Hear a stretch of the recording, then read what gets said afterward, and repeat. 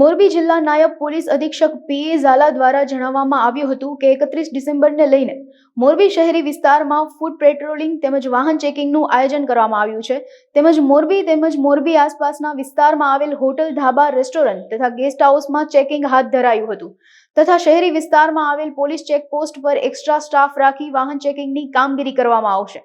આ રીતની કામગીરી સતત 31 ડિસેમ્બર સુધી દરરોજ પોલીસ તંત્ર દ્વારા ખડેપગે રહી કરવામાં આવશે।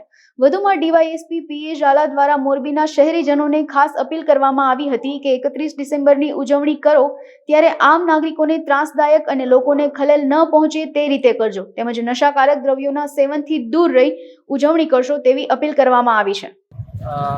31 ડિસેમ્બર અનુસંધાને સિનિયર અધિકારીશ્રીની સૂચના અન્વયે આજરોજ મોરબી જિલ્લાના તમામ પોલીસ સ્ટેશનમાં ફૂડ પેટ્રોલ તથા વાહન ચેકિંગનું આયોજન કરવામાં આવેલ છે।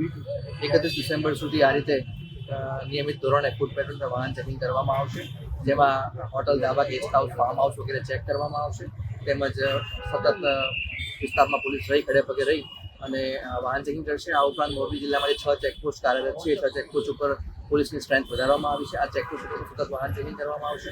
આથી મારી તમારા મીડિયાના માધ્યમથી લોકોને, મોરબી જિલ્લાના લોકોને અપીલ છે કે આપણે શાંતિપૂર્વક 31 ડિસેમ્બરની ઉજવણી કરીએ। આપણી ઉજવણી અન્ય કોઈ લોકોને ત્રાસરૂપ કે ખલેલરૂપ ન થાય તેનું ધ્યાન રાખીએ અને કોઈ પણ નશાકારક દ્રવ્યના સેવનથી દૂર રહીએ એવી આપના માધ્યમથી મારી તમામ મોરબી જિલ્લાના શાંતિપ્રિય લોકોને નમ્ર અપીલ છે। Thank you.